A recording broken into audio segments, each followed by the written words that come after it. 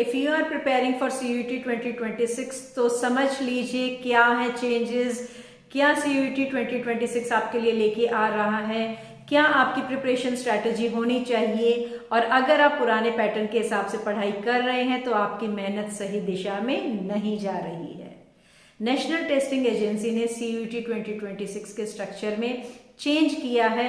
और क्यों किया है? ताकि एडमिशन प्रोसेस ज़्यादा स्ट्रीमलाइंड हो, ट्रांसपेरेंट हो और स्टूडेंट फ्रेंडली बन सके। इसलिए स्टूडेंट्स, पेरेंट्स और टीचर्स, आप तीनों को ये जानना जरूरी है कि एग्जाम पैटर्न में क्या वो चेंज है, क्या सेम है और अब उसके अकॉर्डिंग कैसी प्रिपरेशन होनी चाहिए। The biggest change is about subject selection. Now they can only choose 5 subjects, यानी आप अब 5 सब्जेक्ट से ज्यादा सब्जेक्ट्स चूज नहीं कर सकते हो। अब आपको और ज्यादा सोच समझ के स्ट्रैटेजी बना के काम करना होगा, सब्जेक्ट्स चूज करने होंगे। ये नहीं कि मेरे फ्रेंड ये ले रहा है तो मैं भी ले लेता हूँ, ये ट्रेंड चल रहा है इसके बेसिस पे सब्जेक्ट ले लेता हूँ, मेरा कोई इंटरेस्ट नहीं है इस सब्जेक्ट में बट फिर भी सब्जेक्ट को ले लेता हूँ। अगर आप ऐसा करते हैं तो ये शायद आपके लिए घाटे का सौदा हो सकता है। सो एकेडमिक स्ट्रेंथ्स को ध्यान में रखते हुए अपने सब्जेक्ट को चुने। गलत सब्जेक्ट कॉम्बिनेशन अच्छे स्कोर के बावजूद एडमिशन में आपके लिए रुकावट बन सकता है। इस चीज का सीधा मतलब ये है कि स्टूडेंट्स को अपने टारगेट कोर्सेज, टारगेट यूनिवर्सिटीज और अपनी एकेडमिक स्ट्रेंथ्स को ध्यान में रखकर सब्जेक्ट्स चुनने होंगे, क्योंकि गलत सब्जेक्ट कॉम्बिनेशन अच्छे स्कोर के बावजूद एडमिशन में रुकावट बन सकता है। So you have to be very very strategic while choosing your subjects. Another biggest change is about exam mode.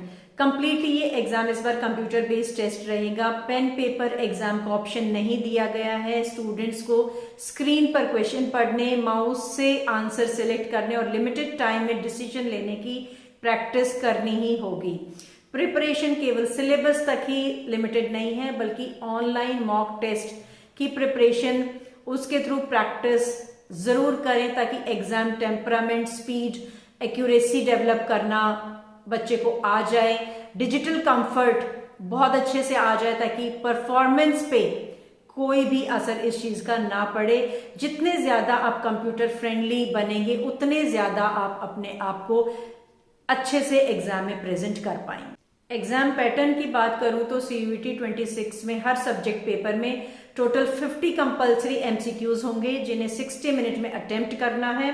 और इस बार ऑप्शनल क्वेश्चंस बिल्कुल भी नहीं दिए जाएंगे, जिससे हर क्वेश्चन इक्वली इंपॉर्टेंट हो जाता है और टाइम मैनेजमेंट की भूमिका और भी ज्यादा बढ़ जाती है।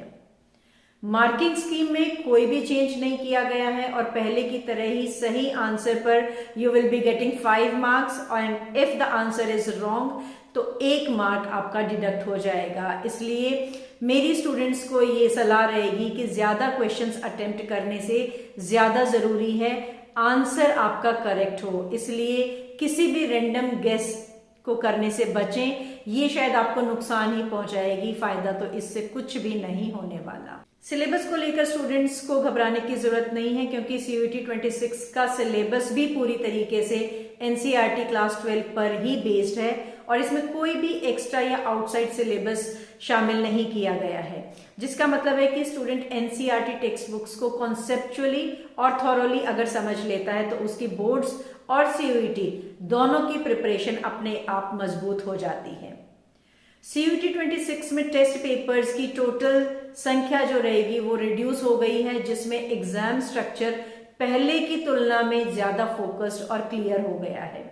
और ये चेंज स्टूडेंट्स को कम सब्जेक्ट्स में डीप अंडरस्टैंडिंग डेवलप करने का अवसर देती है, बजाय कि सारे सब्जेक्ट्स को सुपरफिशियली प्रिपेयर करने के लिए।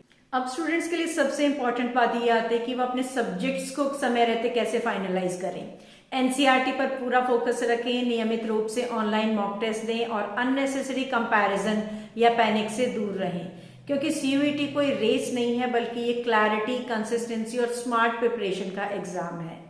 पेरेंट्स और टीचर्स की भूमिका भी यहाँ पे बहुत इंपॉर्टेंट हो जाती है, क्योंकि उन्हें स्टूडेंट्स पर प्रेशर बनाने की बजाय सही इंफॉर्मेशन, इमोशनल सपोर्ट और रियलिस्टिक गाइडेंस देनी चाहिए, ताकि स्टूडेंट्स कॉन्फिडेंस के साथ साथ एग्जाम की तैयारी भी कर सकें। CUET 26 अब ज्यादा डिफिकल्ट एग्जाम ना बन के एक बहुत ही स्ट्रक्चर्ड और डिसिप्लिन्ड एग्जाम बन गया है। जो स्टूडेंट्स इन चेंजेस को समय रहते समझ लेंगे, अपनी प्रिपरेशन में इन चीज़ों को अडॉप्ट कर लेंगे, तो वो अपनी डिजायर्ड यूनिवर्सिटीज़ को पाने में बहुत अच्छे से अपनी स्ट्रैटेजीज बना पाएंगे और अपनी पूरी स्ट्रेंथ को एक सही दिशा में ले जा पाएंगे। अगर आपके CUET से रिलेटेड और भी कोई क्वेरीज हैं तो आप मुझे कमेंट में लिख सकते हैं। अगर आप किसी भी यूनिवर्सिटी के बारे में जानना चाहते हैं या किसी कोर्स के बारे में जानना चाहते हैं अब्रॉड और इंडिया, तो भी आप मुझे कमेंट में लिख सकते हैं या मुझे DM कर सकते हैं and I will definitely try to reach out you. Follow कीजिए, कमेंट कीजिए, लाइक कीजिए और अपने फ्रेंड्स के साथ में इसको शेयर कीजिए।